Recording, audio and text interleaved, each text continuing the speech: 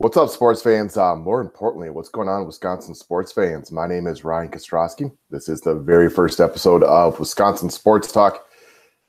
We're here to talk Bucks, Brewers, Packers. That's really what this is all about. Have some fun, go through these teams, what we love about them, different talking points, what we want to talk about them. Most of you guys probably don't know who I am, but been a YouTuber for a while, but mostly been focusing on fantasy sports and DFS. So I bring a different perspective than maybe some of the other kind of sports talk people for Wisconsin sports out there, because I look at the games a little bit more analytically, perhaps, than some people do.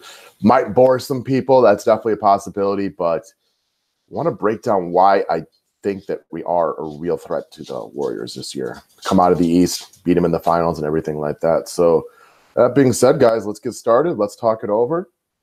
Again, like I talked about, this is the first episode. We're going to talk Bucks, Brewers, Packers. Lots of Bucks right now since we're in the middle of that season. We got the Brewers coming, though, real soon. I am absolutely psyched. Oh, like you can't even talk about for Brewers season. Love what we got going on. Love what we saw last year. And for all the other Wisconsin residents around here, I am sick of the snow and I am sick of the cold and I am ready for some springtime. And baseball equals spring. Can't wait.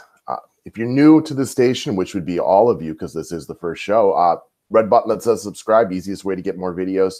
And as always, or as I would say in my other videos, thumbs up is sincerely appreciated. That's what kind of helps spread you around YouTube, helps you gain viewers and things like that. So it is much appreciated, anybody willing to do that.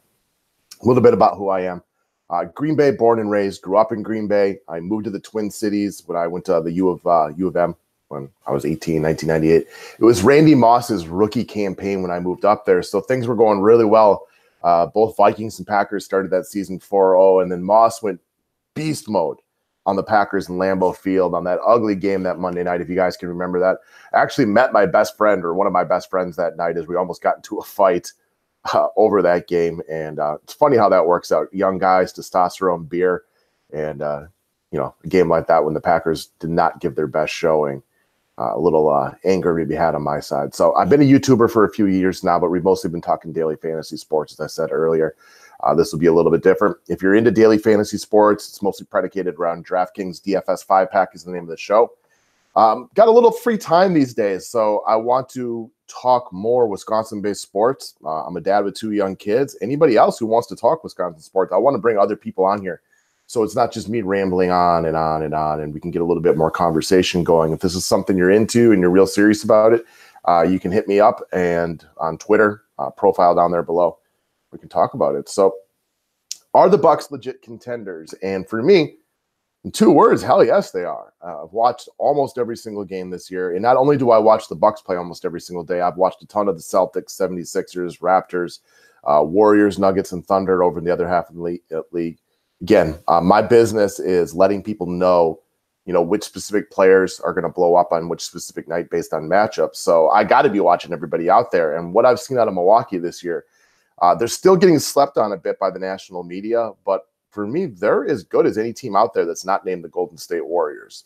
And I like the way they match up with Golden State. And just to be clear, Golden State, if these 2 teams met up today, they're the favorite, and they're the favorite by a healthy, good margin. This is one of the best teams, if not the best basketball team we've ever seen. They don't have the depth they've had in prior years, but this starting 5, Steph Curry, Kevin Durant, DeMarcus Cousins, those 3 right there. All 3 of those guys have legitimate cases to be, top 2 or 3 most talented players within the NBA. Klay Thompson and Draymond Green are the ultimate role players. I've discussed this with my business partner plenty of times before, that Klay Thompson, while he's not a top 5 NBA player, if I put together a starting 5, Klay Thompson would probably be in it because of what he offers with being able to, guard multiple positions and the fact that he can shoot the 3, and he doesn't need the ball in his hands to operate. This is a really well put together team, and they are really good. So assuming the Milwaukee can cruise through the East or even just make it through the East, get through these other good teams and get up against Golden State, they're playing from behind right away. This Golden State team is awesome. There's a reason they've been to the finals 4 years in a row and won 3 of them.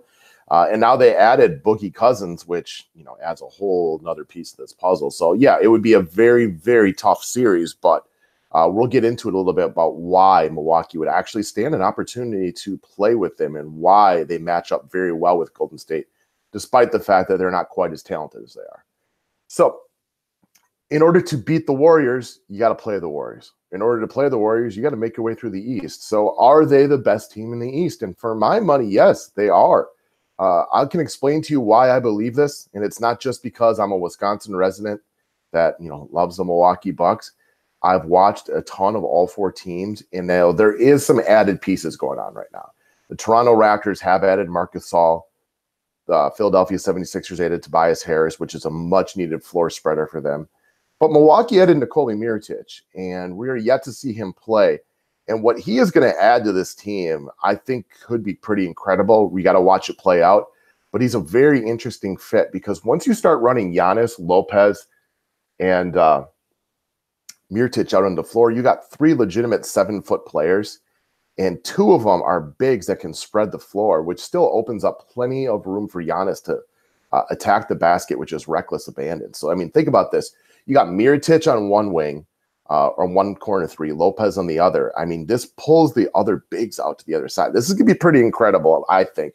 We got to see it play out, of course. So why are the Bucks the best team in the East? Let's talk about plus minus for a second. Now, again, I want to go back to what I do for a living, and that is talk about fantasy sports, which oftentimes requires us to also take a sports betting angle. The Bucks have the best plus minus in the East by 3.4 points. That is a lot to be winning by. They're also the best in the whole NBA by 2.7. They have 30 double-digit wins this year and have only lost by 11 points or more on 2 separate occasions. That is overwhelming. I bring that up because people who evaluate these games from a sports betting angle, overall, a lot of them will lean on the plus-minus statistic as your best overall indicator of future success for a team. And Milwaukee's future success, if you look at the plus-minus, I mean, they have room to grow. There are other teams with very close to the same record that they have that are squeaking out a lot of games. And I do want to say that I don't just specifically lean on the plus minus because sometimes there is something to be said for knowing how to win close games.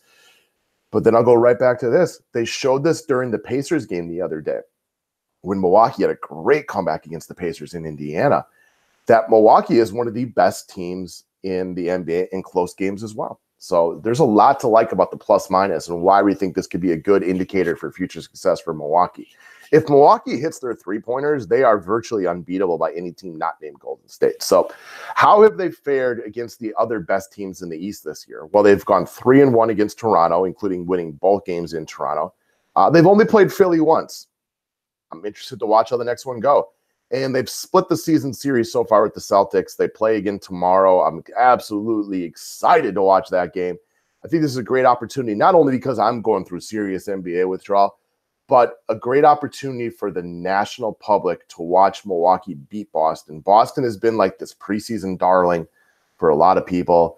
They've continued to think that Boston's the most talented team, which I just don't agree with. And not only do I think Milwaukee is just as much, if not more talented, Toronto and Philly have just as much talent as the Boston Celtics. I think people got a little bit too excited about their young talent.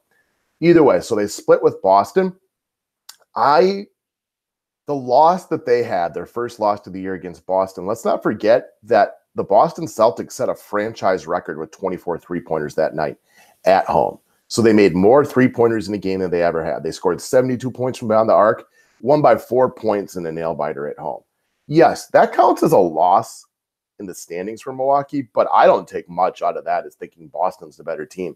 If you're going to hit 24 three-pointers every night, you're going to win most games. That's a franchise record. Clearly, they don't do that every night. So as far as the way Milwaukee stacks up against the other best teams in the East, very, very well. And if you want to throw Indiana in there as well, which they're a very good team, I just struggle to see them going anywhere without Victor Oladipo. They're 2-1 against Indiana as well.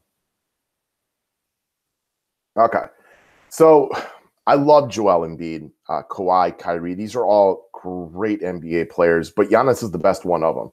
I think the closest you can get is a little bit of an argument for Joel Embiid. While Kawhi is a great player, he doesn't bring the intangibles the way that Giannis does, in my personal opinion. So that's a bump up for Giannis. Giannis is also the most underrated defender within the NBA. His offense is so electric and so exciting that I think people don't even realize how good he is at defense. That length and athleticism makes him a matchup nightmare for anybody that he's guarding. So Giannis is the best player. So we always got the best player on the court, unless, of course, he's over on the bench for whatever reason. So here's something that you hear over and over again. I like Stephen A. Smith, but this is a point that leads me to believe that he just really hasn't watched Milwaukee very much, and he leans on that, but he can't shoot threes. My answer for that is, so what? So what that he can't shoot threes? He leads the league in assisted three-pointers, and he has multiple teammates in Chris Money Middleton, Brogdon, even Bledsoe can hit the occasional three-pointers. You got Brook Lopez, you got Nikola Mirotic. There's tons of three-point assassins on this team, so I'm not really concerned if Giannis can't hit threes. He can get to the lane whenever he wants. His three-point shooting is vastly improved. And I don't want to poo-poo the fact that if you're looking for a clutch basket, somebody go one-on-one in an isolation situation at the end of the game, Chris Middleton is absolutely money in these situations. I harken back to the playoff game at Boston last year where he hits a deep three to tie. Game against the Suns this year that the Bucks lost, he actually hit the three-pointer, but the clock literally went off like 0.01 while he was shooting. He had no time to shot, but he got it up in the .04. Just couldn't get it off quite quick enough. I mean, Middleton, there's a reason his nickname is Chris Money Middleton. He is clutch in clutch spots. So he's also an all-star. So you don't always need your best player, who is clearly Giannis, to be the guy hitting, mid-range jumpers at the end of the game. Middleton can do that. We've seen Kyrie do that when he was paired up with LeBron. Michael Jordan's got 6 championships. I can't count how many times other teammates hit big shots when it mattered. Granted, if it was one-on-one with 12 seconds to go, you're going to let Jordan dribble, shoot. But there's big shots that can be made from anybody. And how many games come down to one guy taking a walk-off? 1 or 2 of them? I got my money on Chris Middleton right there, if that's what you're looking for. Otherwise, Giannis will just take it to the hole. Milwaukee has been top 5 in both defensive and offensive efficiency throughout the season. I believe that they're the only NBA team to do that. They are the number 1 defense on the year. The additions of Coach Budenholzer and the addition of Brook Lopez have been bigger than I think most people within the national media could tell you. Most people don't watch this team every single night. I've watched them every single night for the last couple of seasons and this year. So I don't think people quite fully understand that the threat of Brook Lopez shooting threes and pulling away the opponent's big from the basket is what allows Giannis to make all these crazy great plays. He's just absolutely electric going to the hoop. And Bledsoe and Malcolm Brogdon are 2 of the most underrated drivers within the NBA right now. Malcolm Brogdon is not fast. He's not tall. He doesn't jump very high, but he is one of the craftiest dudes I have ever seen at getting to the hoop. And Eric Bledsoe is just an absolute force at the point guard and a pit bull at the point guard position. Eric Bledsoe is now extremely underrated because he was probably a little overrated for a long time in Phoenix. He wasn't good enough to be the main guy that could really control what the other team was doing, but dude's good, and he fills in this role really well. He's done a great job closing in multiple games this year. He's also been a shutdown point guard for the majority of the season, with the exception of Satoransky from Washington, who's for some reason just keeps going ham on the Milwaukee Bucks. He has been awesome against really good point guards, which is great for us leading into the playoffs, that he can really slow down a Steph Curry if they get up to the Warriors, that he can make life tough on Kyrie Irving if they're playing against Boston, Kyle Lowry if they're playing against Toronto. All right, so here's the other one I hear. I can't believe in the Bucks. I've never seen them win anything. That's literally one of the dumbest arguments I've ever heard in my entire life. Nobody in the East has ever won anything. Somebody's got to win this year, right? It can't, LeBron can't make it to the finals this year because he's not here anymore. So nobody in the East has ever won anything. Kawhi's won some playoff series a few years ago for a different team. Toronto hasn't done squat in their playoff opportunities. Yes, Boston beat Milwaukee in a 7-game series last year with an interim head coach and no Brook Lopez. Home team won every single game. Then they managed to skirt through Philadelphia, so Philly hasn't won anything. Nobody in the Eastern Conference has won squat. Nobody's ever even been to the finals. So don't give me the Milwaukee Bucks. They haven't won anything. Nobody's won anything. LeBron's been to the finals 4,782 years in a row. So everybody in the East is coming up on like new territory, but somebody's got to go. They're not just going to cancel the NBA finals this year, even if most of us believe the Warriors winning may be a foregone conclusion. All right, next thing I hear up all the time. Well, Coach Budenholzer's system doesn't equate to winning in the playoffs. See his time with Atlanta. Again, I had that initial concern, the first 5 games into the season. watching this team and watching them shoot as many three-pointers as you could possibly imagine. And it was a concern for me for a few games. Now that I've had longer time to evaluate the situation, not a concern to me at all whatsoever, guys.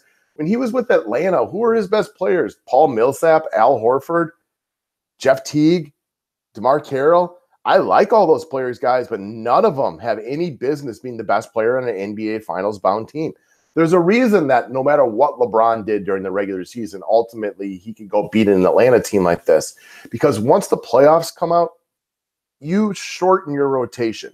So it's great that Milwaukee has a deep rotation, but the odds of Pat Connaughton seeing much run in the NBA within the playoffs is small. I like Connaughton, but guys like him, Sterling Brown will see fewer minutes on the court. You don't play any back-to-backs. It's win or go home. So guys like Giannis who play 34 minutes a game may play 38 minutes a game because you have the opportunity to keep them out there knowing you're going to be fresh the next day and everything like that. I am not at all concerned about the fact that Budenholzer couldn't win with Atlanta. He didn't have the bodies. He didn't have the talent. He didn't have anybody that should even be mentioned in the same breath as Giannis Antetokounmpo on this team. And I'll go as far to say that Middleton, Bledsoe, Brogdon would all be competing to be the best player on that team. So he's got so much more talent on this Milwaukee Bucks team than he did in Atlanta. I look at it this way. That was a great coaching job he did in Atlanta. He took teams that had no business winning as many games as they did and won those games. So instead of using that as a crutch and a reason to knock against Coach Budenholzer, why don't you look at it this way and say, man, he deserves a pat on the back for what he did? It's the same kind of argument I've had with LeBron. When people knock LeBron last season for not winning the chip against Golden State, I think it's one of the worst arguments you could ever bring up. I give him way more credit for bringing a terrible team to the finals. You shouldn't be downgraded as an athlete or a coach because you rose a bad team through games that you shouldn't have won, didn't get to a vastly superior opponent and don't win. That's not anything against you. You should get a pat on the back, not disciplined by the fans or negated by the fans. All right, a few more reasons. All right, again, guys, we kind of touched on the addition of Mirotic. This gives them the ability to play 3 7-foot players in Giannis, Mirotic, Brook Lopez. You can run the 6'8" Middleton over at the shooting guard position, rotate in and out Bledsoe and Brogdon, who are both capable of running the point. This creates matchup nightmares for opponents. So 3 7-footers is a lot to handle. We've been significantly better at rebounding this year thanks to Budenholzer and Brook Lopez. That's a lot of size to worry about. You can have Ersan within there as well. Creates matchup nightmares specifically because all these guys can spread the floor. It allows Giannis to get to the rim whenever he wants. It's going to be a matchup nightmare for opponents to try to handle. So Brook Lopez, and I want to make sure that we really give this guy his credit. Yeah, this is probably the most underrated, underappreciated signing this year from the national media. I don't think they realize how well he fits into the Coach Budenholzer system and how this is really going to help the Bucks and has really helped the Bucks. When you add a 7-foot, good center, not great, he's good, to the team that can spread the floor. I mean, how easy do Giannis and Brogdon and Bledsoe get to the rim this year? They just don't. Most people within the national media don't get what a difference that makes. Some do. I've heard it mentioned before, but it's few and far between because they're not watching the Bucks. They're watching the Celtics. They're watching the Warriors. They catch a game here and there, so they don't really totally get what's going on right here. Lopez is also a very good defensive player, not great, but he gives some size that Milwaukee never had last year. I like John Hanson. I like Thon Maker. These seem like good dudes or decent players, but quite frankly, they are skinny as a bean or whatever the saying is, and they just have no business trying to bang with the Joel Embiid. Again, Joel Embiid is much better than Brook Lopez, but Embiid won't just be able to eat against Lopez nonstop without at least having to work for a little bit. He could do that against a John Henson, for example, because Henson is just so small by comparison. And again, we mentioned this already. I don't think most people know how good Malcolm Brogdon is, what a complete overall player he is. I think a lot of people have forgotten how good Eric Bledsoe is. He had to jump around, play for some bad teams. And now you see him as the second, third, or fourth fiddle on this team, and he's really good within this role. Was not good against the Celtics last year. And I don't have any facts or reasoning to go off of this, but I do expect a better performance from him this year within the playoffs. Scary Terry Rozier did a great job of getting into his head last year. Another thing I want to lean on here is the fact that the Milwaukee Bucks haven't lost a back-to-back or to the same team twice all season long. The Greek Freak, Giannis, literally wills them to these wins. I was watching the last game that they had before the All-Star break, and I watched it from start to finish. And midway through the third quarter, when the Pacers got about a 10-point lead, having watched that game, I just really felt like this was the first time that they were going to lose to the same team twice. It was obvious to anybody who's watched sports for a long time, who's watched this game. The Bucks needed the break. They had tired legs. For about 3 straight games, they were fortunate to pull off 2 of them. They lost a really bad home loss, worst loss of the year to the Magic. But the Magic were a hot team, and they didn't have Giannis. But either way, like, jump shots were all short or long, which is just a dead sign or a surefire sign that you got tired legs. So this break was important for them. I missed them and want to watch them play, but they needed this week off in order to get their legs right. It happens, man. It's a rough game. It's a long season. I think they're not the only team within the NBA that needed the break.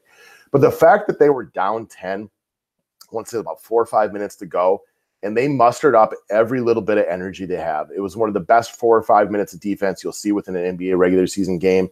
They started going to the rack, Bledsoe and Giannis attacking that rim like they do so well.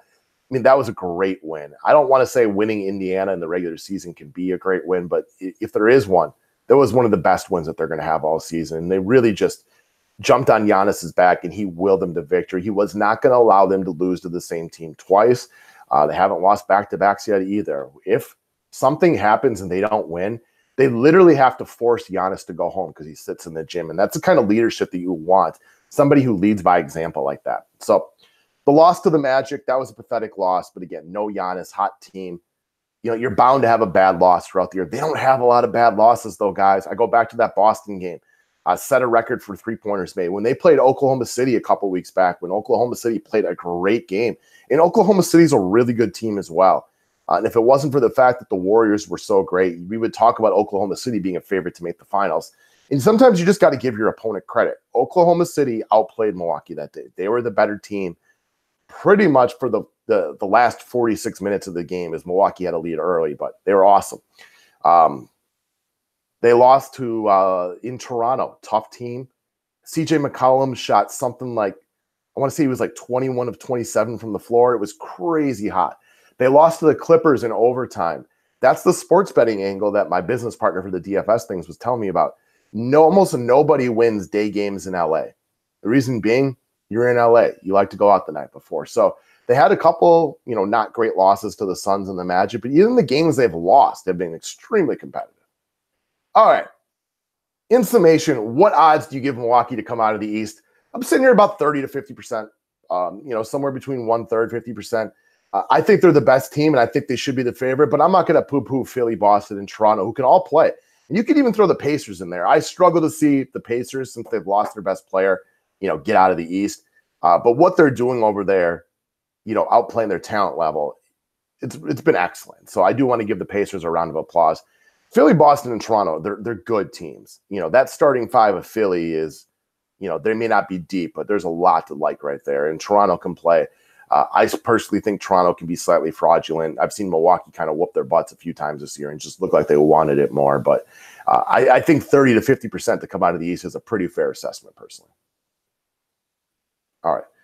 Now, how could Milwaukee beat the Warriors? And I want to reiterate, we've already talked about it. We've already brought it up. The Warriors are the favorite. They are the better team. All heavy betting money should go on the Golden State Warriors.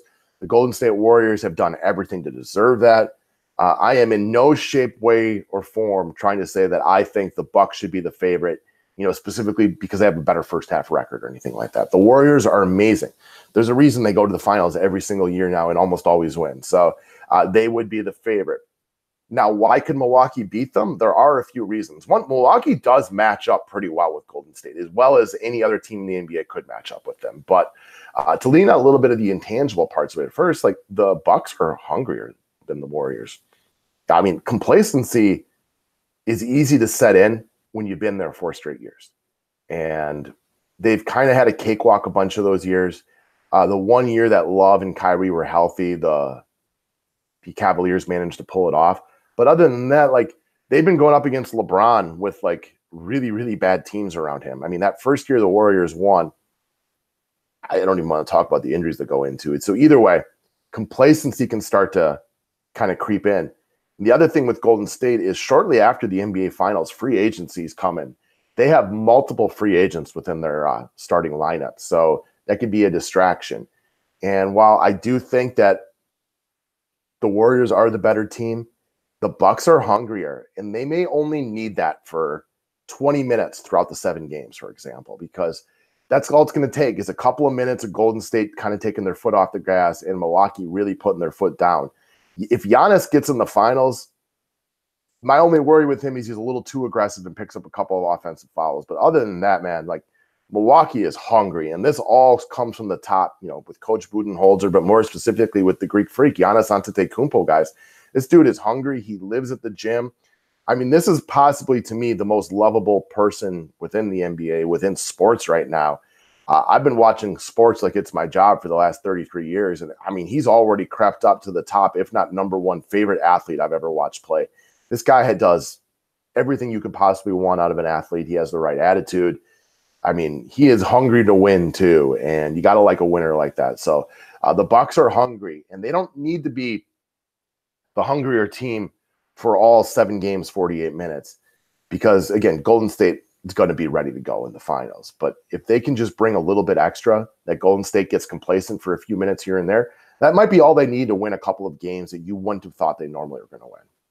All right. So after the starting 5, the Bucks are just much deeper than Golden State is right now. Golden State's had good depth, but they've had a couple of people move on and things like that. Again, depth isn't quite as important come the NBA Finals because your starting 5 really eats a majority of the minutes, but they do have really good depth in Milwaukee, and they have really good depth from the people ability to shoot the 3 ball. Whether it comes to guys like Ersan, Mirotic, George Hill, Pat Connaughton, DJ Wilson, Tony Snell, Sterling Brown, all these dudes, and then everybody but Giannis can shoot threes. And let's give Giannis some credit. He's shot the 3 ball better the last couple of months. He's still not a threat. He's still ain't breaking anybody down off the dribble to shoot threes, but we've seen him get better. Bucks' strength of schedule early on has been tough. They got an easier second half as far as strength of schedule goes. The only reason to me that's important, they could easily have home court. They have it as things stand right now. They just need to hold their lead. It's subtle, but having that extra game at home could be just enough you need to win a 7-game series. I'm not trying to say Milwaukee sweeps them or wins in 5. I mean, if they win, I think it goes 7, and game 7 would be in Milwaukee. So the Warriors have had a little chemistry issue this year. And if you guys remember earlier in the season, Kevin Durant and Draymond were feuding. Now, we already brought up the idea of free agency. That's shortly after the NBA Finals. You don't think it's potential that if things don't go well, that the Warriors might start looking at one another, that Draymond and his shitty personality start talking about, oh, you guys are leaving in free agency anyways. We know Draymond's a hothead. We've seen him have serious issue. We've seen him kicking guys in the nuts left and right in the NBA Finals. We know he's a real hothead. We've also watched Kevin Durant fold in pressure situations. Kevin Durant is your classic front runner. He's really good when there's nothing at stake, but we watched him with Oklahoma City. When things got tight, I mean, they choked away a 3-1 lead to Golden State, and that's why he left, because he knew he couldn't beat them, so he joined the enemy. He is a weak-minded individual by his lofty standards. Again, Kevin Durant is amazing. He's one of the best pure scorers we've ever seen. Talent level for talent level, he is top 20, if not top 10 NBA all time. But I don't think you look at him. I still think he's got a lot of what LeBron had early on in his career, where he's just not a guy that I really want with the ball in a pressure situation over and over again. So the Warriors have been front running for a couple of years now. They haven't been pushed. There hasn't been anybody around to push them. So what happens when the game gets close? We've seen Milwaukee play really well this year. And again, we haven't seen Milwaukee in this situation, so the same thing could happen to them. And I don't want to pretend like we know that they'll be clutch, but there is something about this team where I don't get overly concerned about it right now. Now, that could change come playoffs. I could be dead wrong, but I don't see it early on. All right, so this is probably my favorite part about sports, and that is breaking down the matchups between the individual teams, breaking down the deficiencies and what teams do well. And even though I am here to reiterate it once again, the Warriors are the better team. I'm not telling you Milwaukee is better than the Warriors. I can't say that enough. They are the better team. But Milwaukee does match up with them as well as anybody could possibly imagine. First off, we look at the point guard situation. Who's better, Stephen Curry or Eric Bledsoe? Stephen Curry, no question about it, by a pretty decent margin too. Curry is the greatest shooter we have ever seen. And while he may not be the top defensive point guard of all time, what he gives you with that three-point shooting is off the hook. It's clearly an advantage that they have over anybody else. That being said, Eric Bledsoe has done a great job containing and slowing down opposing point guards this year. And there are two matchups this season. Curry shooting 12 of 29, not very good. 4 of 13 from three-point range, not his usual standards. Again, it's only a 2-game sample size, but there's reasoning behind it because we've watched Bledsoe shut down top opposing point guards for the majority of the season. So even though we know Curry is better, Bledsoe, if he rises to the occasion, will make life hard on Stephen Curry. And that's all I can ask out of you as the defender. Make him work to get those three-point shots off. Because if he's going to shoot, but make him shoot contested three-pointers where he's got to get tired running around, working his way off screens, you chase him. Make life difficult on Steph Curry, which Eric Bledsoe can do. The flip side of that is Curry can't really slow down Eric Bledsoe. Eric Bledsoe is just far too strong for Steph Curry, who is very slight of stature. Eric Bledsoe is a bulldog. He's a beast. He has played really well in these matchups this year. He's shooting 16 of 24, a 5 steal, averaging 20 points a game.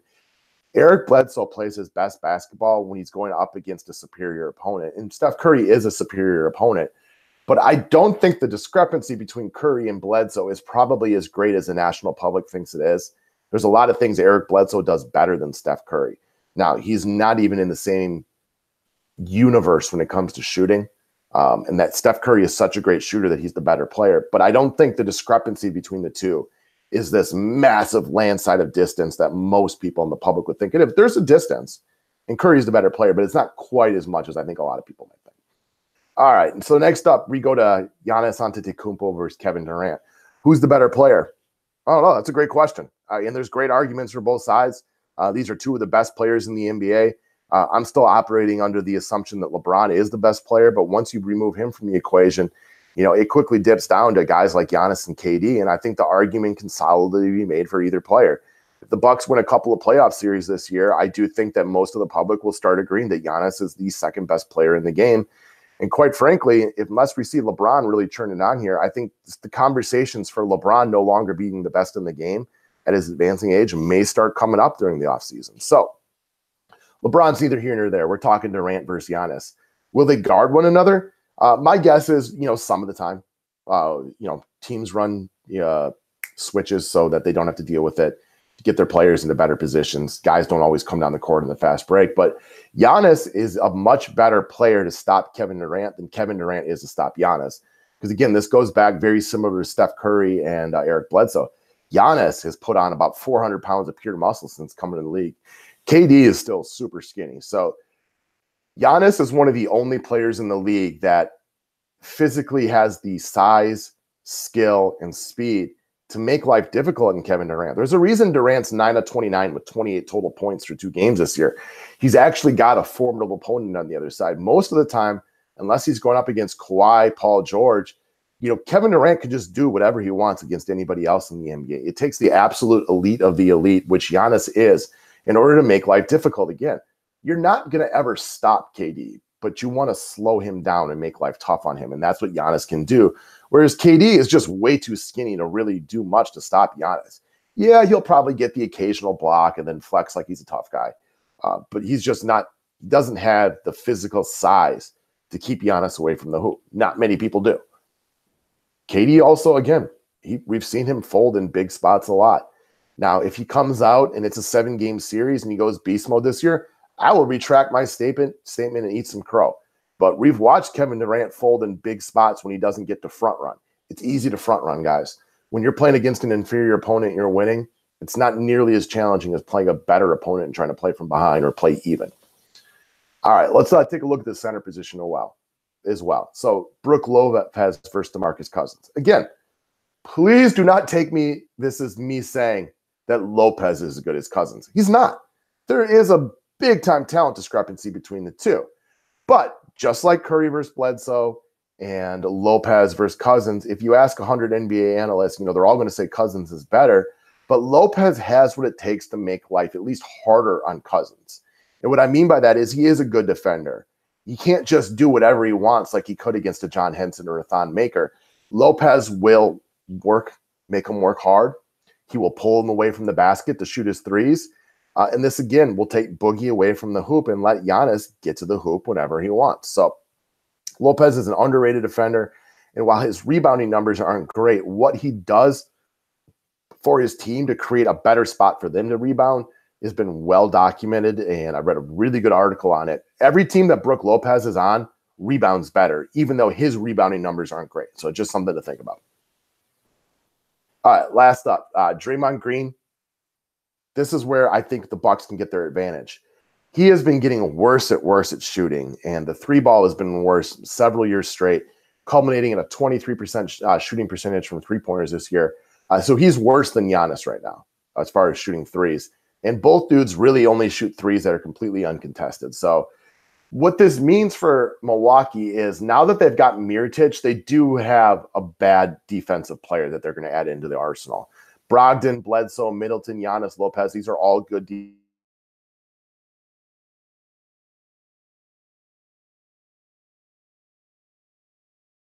Curry, for example. So you stick Draymond Green out there, and Mirotic can just guard him because you don't have to worry about Draymond Green on offense. Just get in his way, make his assists a little bit harder, but you don't even have to guard him off the three-point line. So that can be a big help when we do put Mirotic out there and run that big lineup with lots of shooting. Milwaukee has no offensive guys you can't defend. The only thing you can do is let Giannis shoot threes, and even at that point, he still gets to the rim whenever he wants to. So when Mirotic, having Draymond Green out there is big from being able to play Mirotic because it's a guy you literally don't have to cover. So then we get into some of the secondary pieces, which are like Middleton, Andre Iguodala, Malcolm Brogdon, Klay Thompson. Is kind of all a wash to me. Klay is probably a little bit better than Chris Middleton. He's a better shooter. Both of these guys are excellent defenders. They're both 6'8" and give the ability to guard multiple positions. I'll give a subtle advantage to Klay Thompson, but I like Middleton a little bit better to create his own shot in clutch time and things like that. So these guys are kind of a wash. Brogdon, Iggy, I don't think one team's got a clear advantage over the other right here. And if you want to make the argument for either one of them, I get it.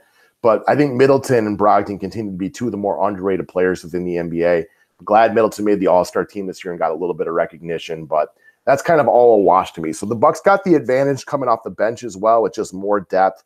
They can bring in guys like Ersan Ilyasova to take charges, help spread the floor and things like that.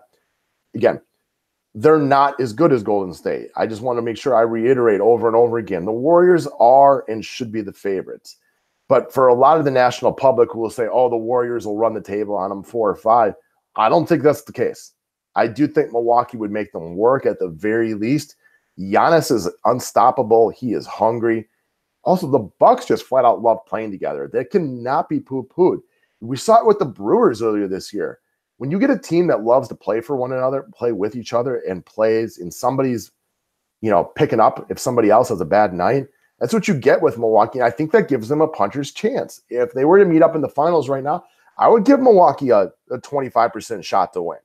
Again, it's hard to go much higher than that knowing how great Golden State is, but it's a lot higher than the shot than I gave the Cavs last year. I gave the Cavs about a 2% shot against the Warriors, knowing that it was LeBron and a ragtag bunch of misfits. So the Bucks have a lot more and a lot better opportunity when they meet up with the Warriors there, win and F, knock on wood, to have an opportunity to beat them and at least give us something entertaining from a fan's perspective. So that's what I got, guys.